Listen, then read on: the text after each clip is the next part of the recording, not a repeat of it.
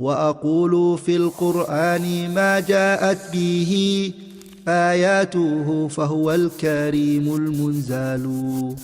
وأقول قال الله جل جلاله والمصطفى الهادي ولا أتأول. إن الله وملائكته يصلون على النبي يا أيها الذين آمنوا صلوا عليه وسلموا تسليما.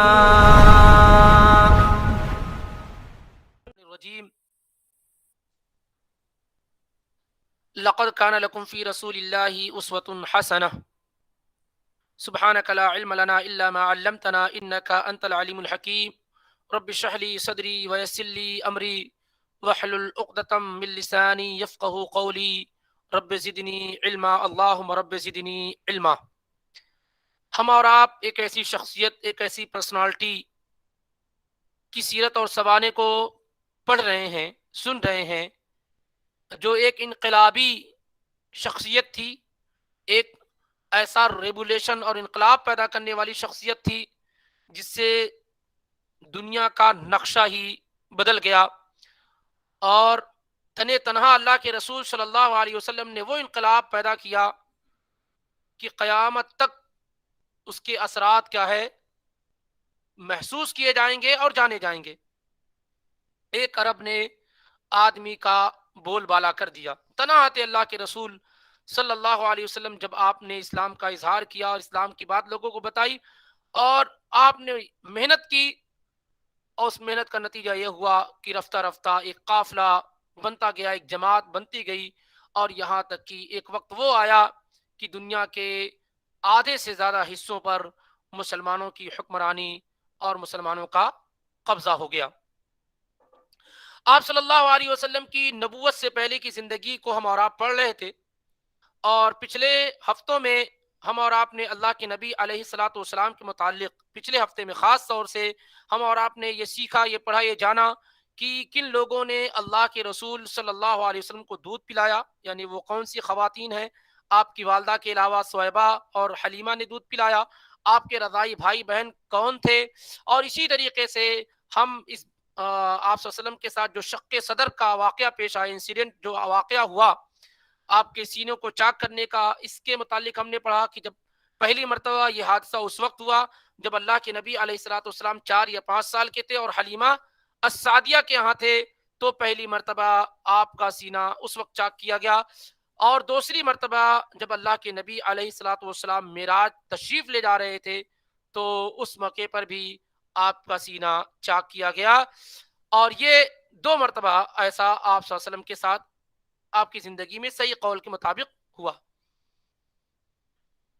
جب آپ صلی اللہ علیہ وسلم کی عمر 4-5 سال ہوئی اور جب شق صدر کا حادثہ پیش آیا تو حلیمہ سعدیہ ڈر گئیں اور اللہ کے رسول صلی اللہ علیہ وسلم کو لے کر کے واپس آپ کی والدہ کے پاس چھوڑ دیا، آمینہ بنت وہب کے پاس. جب آپ صلی اللہ علیہ وسلم کی عمر 6 سال ہوئی تو آمینہ اپنے شوہر کی قبر کی زیارت کے لیے مدینہ تشریف لے گئیں. آپ کے ساتھ آپ کے دادا بھی تھے اور اسی طریقے سے ام ایمن بھی تھیں، اور وہاں مہینوں تک قیام کیا، مہینوں تک ٹھہری رہیں. واپس جب آنے لگیں تو مقام ابوا جو ہے وہاں جب پہنچی تو بیمار پڑ گئیں، اور ایسی بیمار پڑیں کہ اس سے شفایاب نہ ہو سکیں، اور وہیں پر اللہ کے رسول صلی اللہ علیہ وسلم کی والدہ کی وفات ہو گئی. اس وقت آپ صلی اللہ علیہ وسلم کی عمر 6 سال تھی، اور اس کے بعد مکمل ذمہ داری آپ صلی اللہ علیہ وسلم کے دادا عبد المطلب نے سنبھالی. آپ کی والدہ کے متعلق کوئی بڑی معلومات تو نہیں ملتی ہیں، اور صحابہ نے اس متعلق نبی علیہ الصلوۃ والسلام سے سوال بھی نہیں کیا آپ کے والد کے متعلق، آپ کے والدین کے متعلق.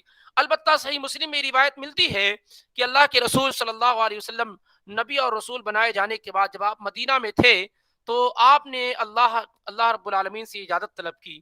مسلم کی روایت ہے استاذنت ربی ان استغفر لامی، میں نے اللہ رب العالمین سے اجازت طلب کی، پرمیشن مانگی کہ اے میرے رب مجھے اجازت دے دے کہ میں اپنے والدہ کے لیے استغفار، بخشش اور مغفرت کی دعا کر سکوں. فلم یاذن لی ربی، تو میرے رب نے مجھے اجازت نہیں دی. ثم استاذنت ربی ان ازور قبر امی، پھر میں نے اللہ سے اجازت مانگی، اے میرے رب مجھے اپنے ماں کی قبر کی زیارت کی اجازت دے دے. فأذن ربی، تو میرے رب نے مجھے اجازت دے دی. اللہ کے رسول صلی اللہ علیہ وسلم اپنی والدہ کی قبر کی زیارت کے لیے تشریف لے گئے. آپ اپنی والدہ کو یاد کر کے روئے، اور آپ کے ساتھ صحابہ بھی موجود تھے جو آپ کو دیکھ کر کے رونے لگے. یہ وہ موقع ہے جو اللہ کے رسول صلی اللہ علیہ وسلم کے متعلق، آپ کی والدہ کے متعلق واضح طور پر ملتا ہے. اس لیے جن کے والدین ایمان کی حالت میں فوت ہوئے ہیں، ایسے بچے بڑے خوش نصیب ہیں. ایسے تو ہمیشہ والدین کے لیے دعائیں کرتے ہی رہنا چاہیے، لیکن اگر آپ کے والدین کو اللہ نے ایمان کی دولت سے مالا مال کیا ہے تو آپ بڑے خوش نصیب ہیں کہ کم سے کم آپ اپنے والدین کے لیے دعا کر سکتے ہیں، استغفار کر سکتے ہیں، بخشش و مغفرت کر سکتے ہیں، اور آپ کی عبادات کا ثواب ان تک پہنچ جاتا ہے. یہ آپ کے لیے بڑی خوش نصیبی ہے. وگرنہ اس روئے زمین پر ایسے انبیاء اور ایسے افراد بھی گزرے ہیں جو چاہ کر کے بھی اپنے والدین کے لیے دعا اور استغفار اور بخشش نہیں کر سکتے، جو چاہ کر کے بھی اپنے قریبی لوگوں کے لیے دعائیں نہیں کر سکتے ہیں. دیکھیں کتنے بے بس ہیں ابراہیم علیہ السلام جو اپنے والد کے لیے دعا نہیں کر سکتے. کتنے بے بس ہیں نوح علیہ السلام جو اپنی بیوی اور اپنے بیٹے کے لیے دعا نہیں کر سکتے ہیں. تو یہ بہت بڑی نعمت ہے اللہ رب العالمین کی طرف سے کہ اس نے آپ کے والدین کو اگر ایمان اور اسلام کی دولت سے مالا مال کیا ہے تو کبھی بھی اپنے والدین کے حق میں دعا کرنے میں کوتاہی اور کمی نہیں ہونی چاہیے. اللہ کا خاص فضل آپ پر ہوا ہے کہ کم سے کم آپ کو اللہ تعالیٰ نے اس لائق بنایا کہ آپ اپنے والدین کے لیے دعا اور استغفار کر سکیں. وگرنہ عام حکم قرآن کا جو سورۃ توبہ میں منقول ہے وہ یہ ہے کہ ما کان للنبی والذین آمنوا ان یستغفروا للمشرکین ولو کانوا اولی قربا، کسی بھی نبی کے لیے اور کسی بھی مومن کے لیے جائز نہیں ہے کہ وہ مشرکین کے لیے استغفار، بخشش اور مغفرت کی دعا کریں، اگرچہ وہ کتنے ہی قریبی کیوں نہ ہو. اس لیے آپ آگے پڑھیں گے بھی کہ اللہ کے نبی علیہ السلام کے وہ چچا جنہوں نے 43 سال نبی علیہ السلام کا ساتھ دیا، اس بات کا ثبوت نہیں ملتا ہے کہ اللہ کے نبی علیہ السلام ان کی وفات کے بعد ان کے لیے دعا کرتے رہے ہوں، بلکہ اللہ تعالیٰ نے اس سے آپ صلی اللہ علیہ وسلم کو منع بھی کر دیا. تو اس طریقے سے جب آپ صلی اللہ علیہ وسلم کی عمر 6 سال ہوئی تو آپ کی والدہ فوت ہو گئیں اور مکمل آپ کی ذمہ داری آپ کے دادا عبد المطلب پر آ گئی.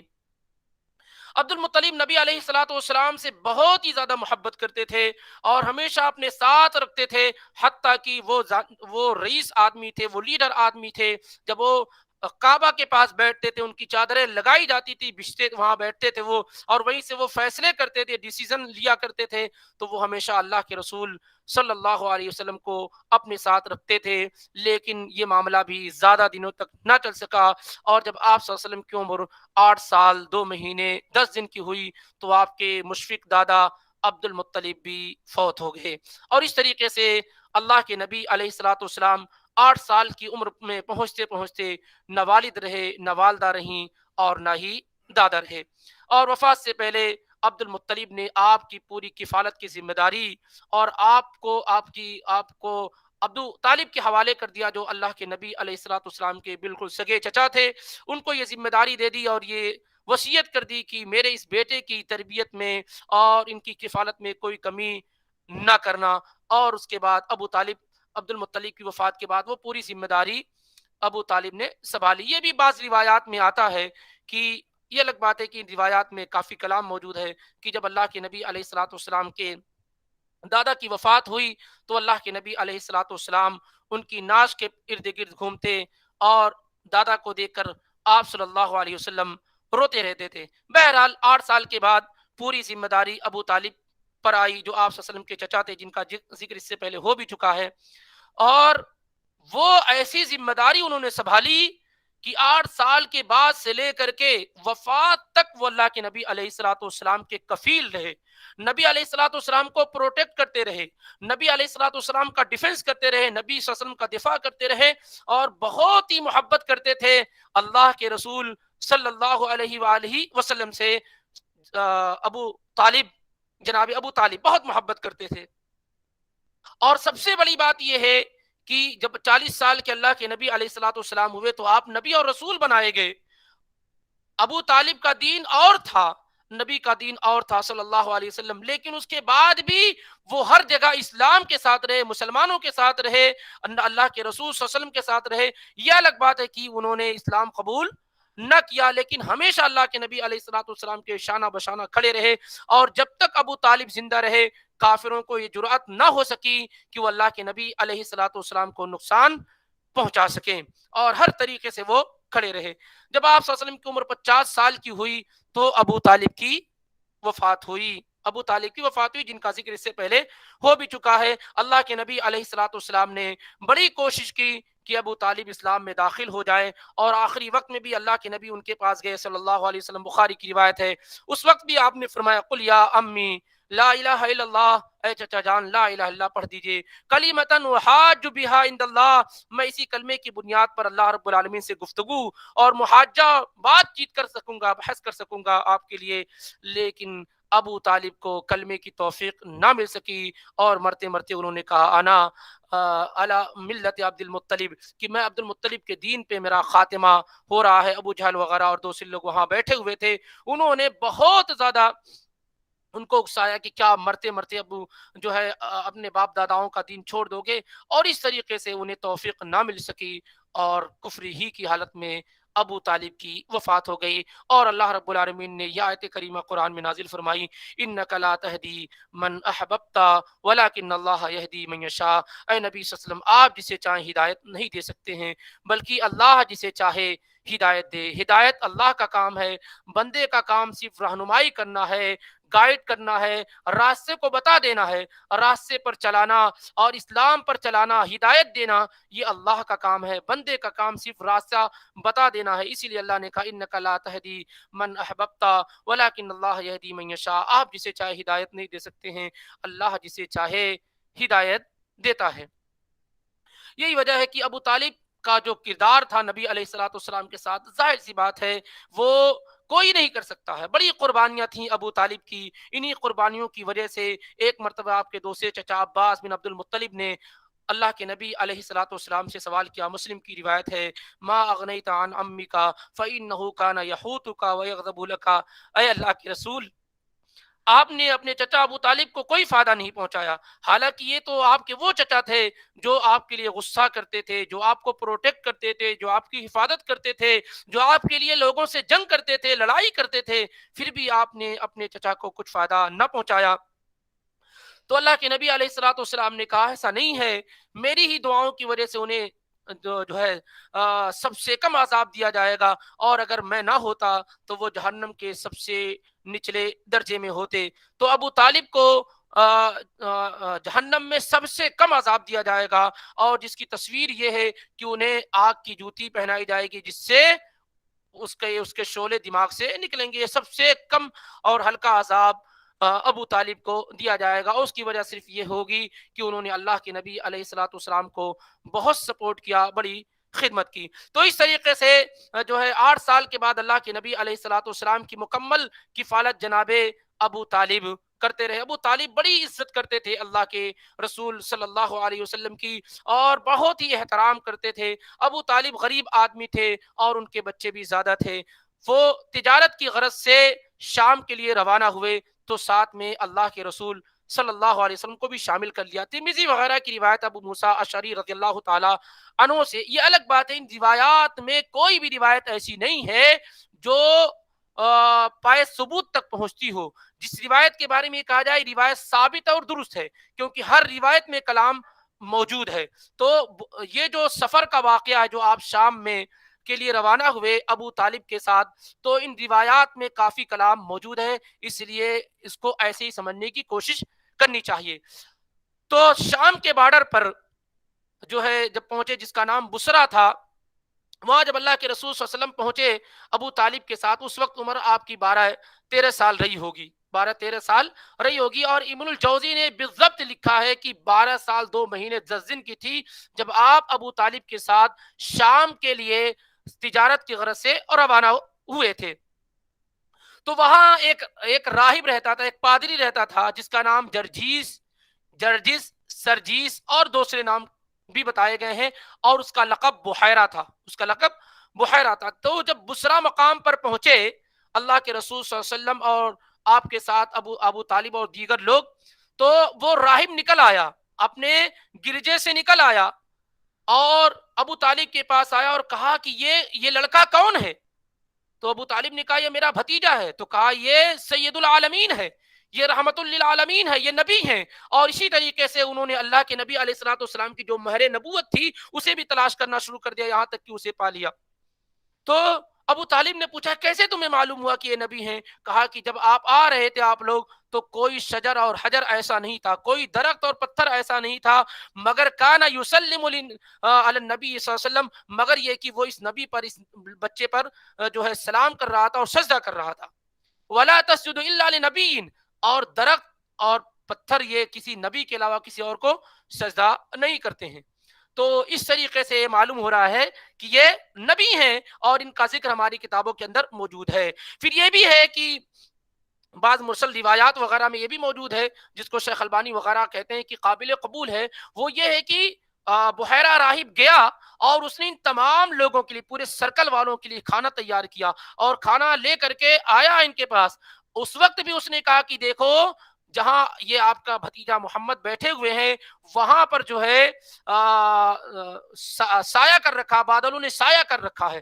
تو اس روایت کے متعلق شیخ البانی وغیرہ کی رائے یہ ہے کہ بہرحال قابل قبول ہے۔ کئی روٹ سے یہ روایات مروی ہیں، سب مل کر کے اس حد تک پہنچ جاتی ہیں کہ اسے قبول کیا جائے۔ تو بحیرہ راہب نے کہا کہ کیا تم لوگ نہیں دیکھتے ہو کہ اس بچے پر بادل نے سایہ کر رکھا ہے؟ اور اس طریقے سے ابو طالب کو بحیرہ راہب نے کہا کہ اس بچے کو آپ واپس مکہ پہنچا دیں، کیونکہ مجھے ڈر ہے کہ شام میں، سیریا میں جو یہودی ہیں وہ اللہ کے رسول صلی اللہ علیہ وسلم کو نقصان پہنچا دیں گے۔ چنانچہ ابو طالب بحیرہ راہب کی باتوں سے کنونس ہو گئے اور انہوں نے چند نوجوانوں کے ساتھ اللہ کے رسول صلی اللہ علیہ وسلم کو مکہ واپس بھیج دیا۔ اس کے بعد جب آپ صلی اللہ علیہ وسلم کی عمر 14 سال ہوئی، بعض روایت کے مطابق 15 سال ہوئی اور بعض روایت کے مطابق 20 سال کی ہوئی، تو ایک جنگ فجار یا فجار پیش آئی۔ اس جنگ کا نام فجار یا فجار اس وجہ سے رکھا گیا کہ یہ جنگ حرم کے اندر ہوئی اور حرمت والے مہینے میں ہوئی، جس مہینے میں جنگ کرنا منع ہے۔ ذی القعدہ، ذی الحجہ، محرم اور رجب، یہ 4 مہینے وہ ہیں جن میں جنگ و جدال منع ہے۔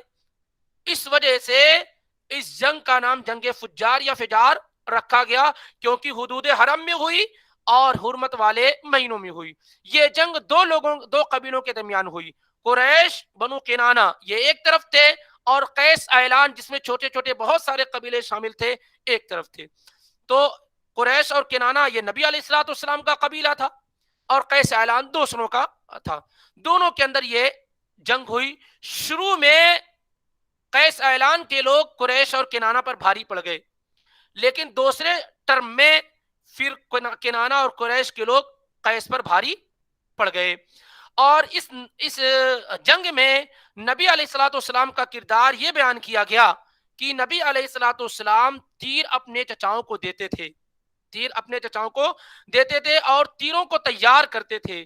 لیکن صحیح بات اس سلسلے میں یہ ہے، جیسا کہ محققین نے لکھا، دکتور اکرم ضیاء وغیرہ نے سیرہ صحیحہ کے اندر کی، وَلَمْ يَثْبُتْ أَنَّ رسول اللہ صلی اللہ علیہ وسلم شہیدہا، صحیح بات یہ ہے کہ اس جنگ کے اندر نبی علیہ الصلوۃ والسلام کی شرکت اور آپ کے شامل ہونے کی کوئی واضح دلیل موجود نہیں ہے۔ اور زیادہ صحیح بات یہ ہے کہ اس جنگ کے اندر، جنگ فجار یا فجار کے اندر، اللہ کے رسول صلی اللہ علیہ وسلم شریک نہیں ہوئے تھے، کیونکہ اس سلسلے میں جتنی بھی روایات ہیں وہ ساری کی ساری انتہائی کمزور اور ویک ہیں۔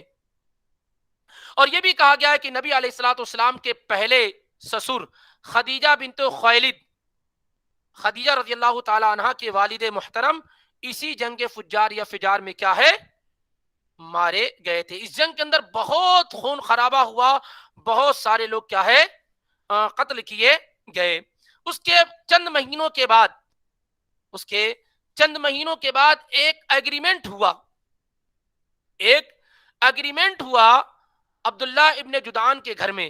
اصل میں معاملہ یہ ہوا تھا کہ ایک آدمی یمن سے آیا، زبیر ایک قبیلہ تھا وہاں کا رہنے والا تھا، وہاں سے آیا اپنا ساز و سامان لے کر کے۔ یمن کے لوگ تجارت وغیرہ میں بہت آگے ہیں، آج بھی اس کا اثر موجود ہے۔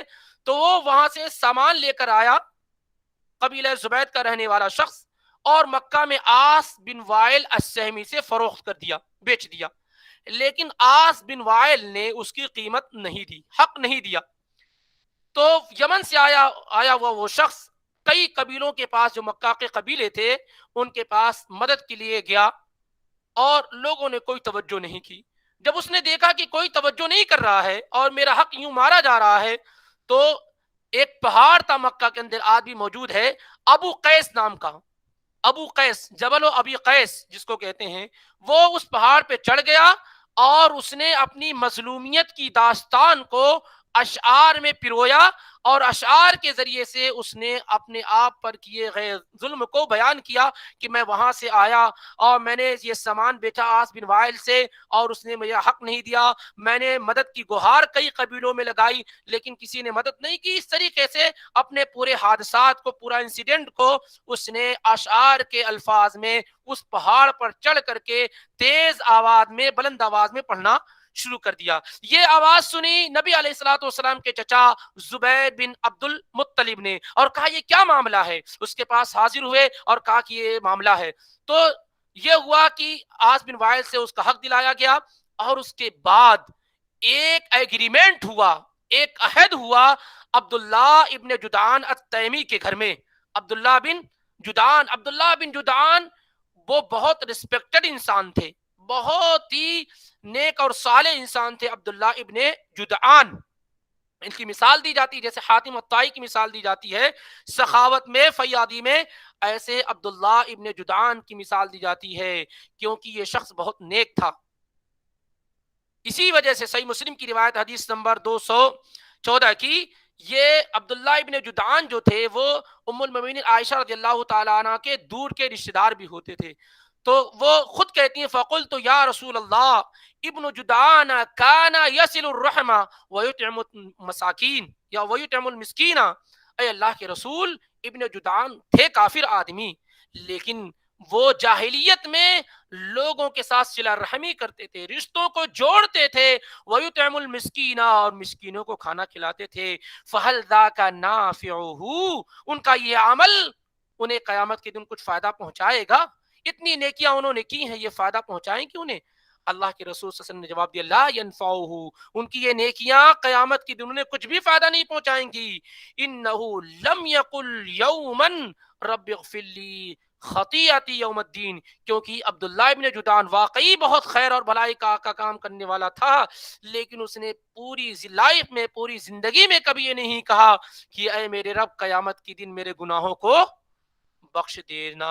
تو گویا کہ اس نے نہ اللہ پر ایمان لایا اور نہ قیامت کے دن پر، اس لیے اس کے اس اعمال کی جو اس نے نیکیاں کی ہیں اس کا بدلہ اسے دنیا میں مل گیا۔ اور نیک نامی کے ذریعے سے آج ہم عبداللہ بن جدعان کو جانتے ہیں تو اس وجہ سے کہ یہ بڑا صلہ رحمی کرنے والا شخص تھا، اور اسی طریقے سے جو ہے مسکینوں کو کھانا کھلانے والا شخص تھا، لیکن اس کی یہ نیک نامی مل گئی اسے دنیا کے اندر، لوگ اسے اچھے انداز میں یاد کرتے ہیں، لیکن بہرحال اللہ پر ایمان لانے والا جو معاملہ تھا وہ نہیں تھا۔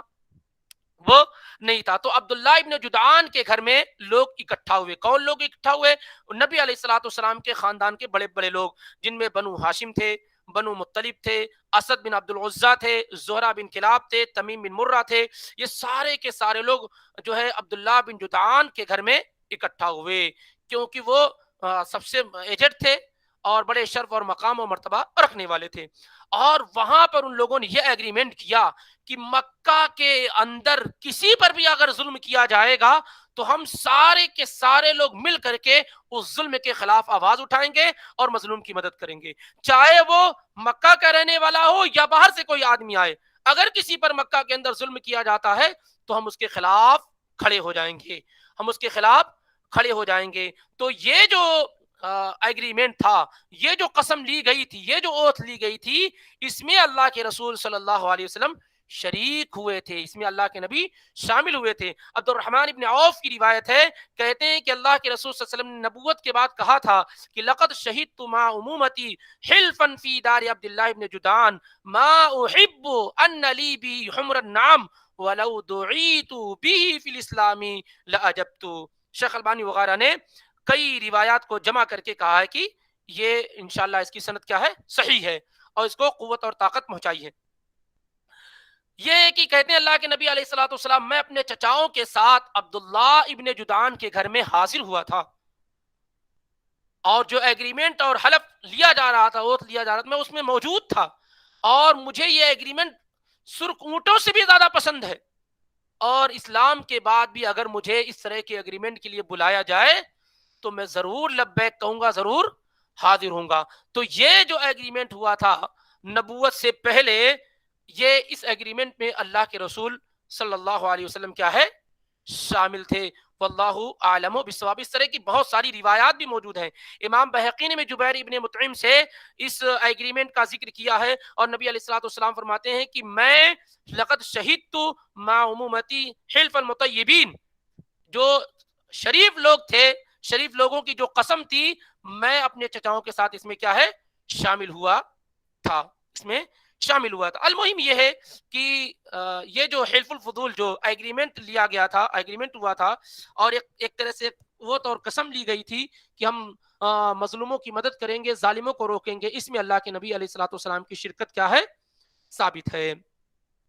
اس کے بعد اللہ کے نبی علیہ الصلوۃ والسلام، جیسا کہ ذکر کیا گیا، ابو طالب جو اللہ کے نبی علیہ الصلوۃ والسلام کے چچا تھے، یہ غریب تھے اور کئی اولاد بھی ان کی تھیں، تو اللہ کے نبی علیہ الصلوۃ والسلام یہ چاہتے تھے کہ آپ ان کا ہاتھ بٹائیں، تو آپ چھوٹی موٹی تجارت وغیرہ کرتے رہتے تھے، چھوٹی موٹی تجارت کرتے تھے، بکریاں آپ صلی اللہ علیہ وسلم نے چرائی ہیں، اور خود اللہ کے نبی علیہ الصلوۃ والسلام سے پوچھا گیا، بخاری کی روایت ہے، بخاری میں یہ روایت 2262 میں ہے، 2262 کی روایت ہے ابو ہریرہ رضی اللہ تعالی عنہ سے، آپ صلی اللہ علیہ وسلم فرماتے ہیں ما بعث اللہ نبیا الا راعی غنم، کوئی نبی ایسا نہیں گزرا ہے، کوئی نبی ایسا اللہ رب العالمین نے نہیں بھیجا مگر سارے کے سارے نبیوں نے بکریاں چرائی ہیں، کوئی نبی روئے زمین پر ایسا نہیں گزرا مگر اس نے کیا ہے؟ بکریاں چرائی ہیں۔ قالوا انت یا رسول اللہ، تو صحابہ نے پوچھا اللہ کے نبی کیا آپ نے بھی بکریاں چرائی ہیں؟ آپ تو سید الاولین والآخرین ہیں، کیا آپ نے بھی بکریاں چرائی ہیں؟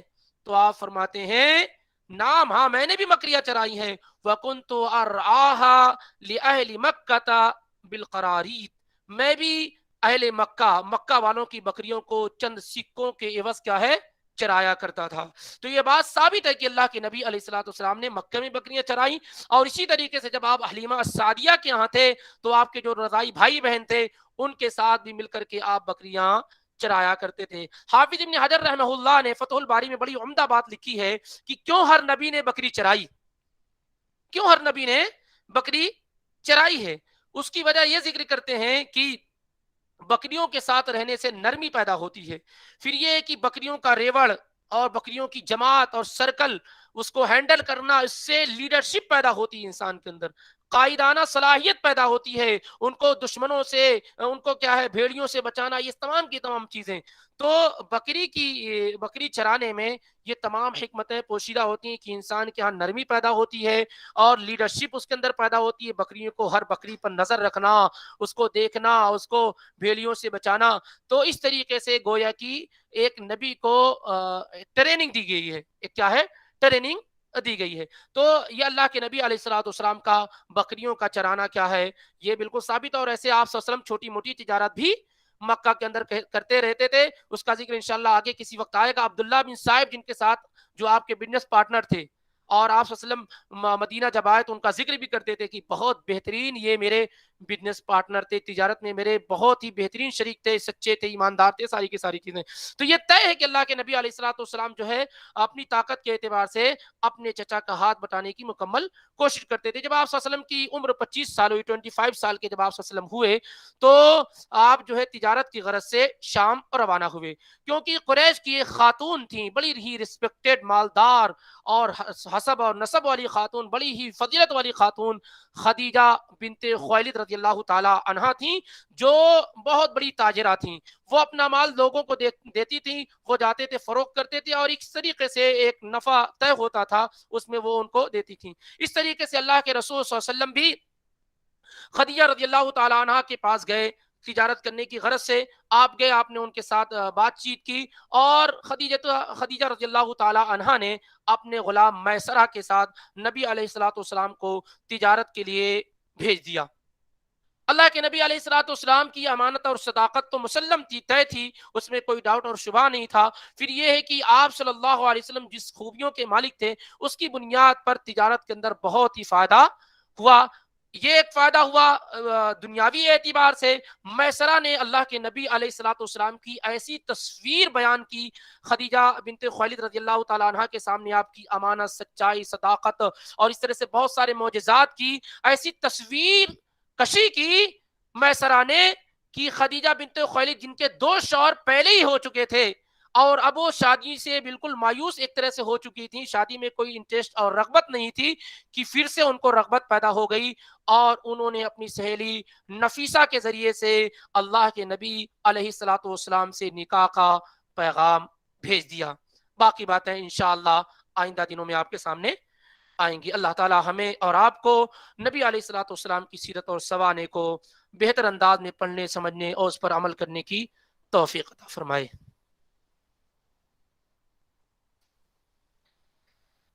اگر سیرت کے متعلق کوئی سوال جو اب تک گزرا ہے تو پوچھا جا سکتا ہے۔ ایک بات یاد رہے یہ کہ نبوت سے پہلے جتنے بھی واقعات اور حادثات اور احادیث ہیں، ان تمام میں گنجائش بہت ساری جگہوں پر ہے کہ وہ ضعیف ہوں، کمزور ہوں۔ تو ایسا نہیں کہ سیرت کی کتاب میں اگر کوئی چیز ذکر کر دی گئی ہے تو ضروری نہیں کہ وہ صحیح بھی ہو، کیونکہ ہر چیز کو ثابت ہونے کے لیے ضروری ہے کہ چین آف نریٹر بالکل درست اور صحیح ہوں۔ تو عام طور سے بہت ساری روایات ایسی، جیسے بحیرہ راہب کا قصہ ہے، اس میں کافی کمزوری ہے، اور بہت ساری چیزیں اس طریقے سے، تو اس کو ویسے ہی سمجھنے کی کوشش کریں۔ البتہ نبوت کے بعد، نبی اور رسول بنائے جانے کے بعد کوئی ایسی چیز نہیں ہے جو محفوظ نہ ہو اور جس میں کوئی ڈاؤٹ ہو، شبہ ہو۔ تو عام طور سے وہ ساری کی ساری چیزیں، تو نبوت سے پہلے کی زندگی اور نبوت کے بعد کی جو زندگی ہے، بہرحال اس اعتبار سے دونوں میں فرق ہے کہ نبوت کے بعد جتنی بھی زندگی ہے آپ کی، وہ ہمارے اور آپ کے لیے نہایت ضروری، اس لیے وہ محفوظ ہے۔ نبوت سے پہلے کی بہت ساری چیزیں ایسی ہیں جو صحیح طریقے سے محفوظ نہیں ہیں۔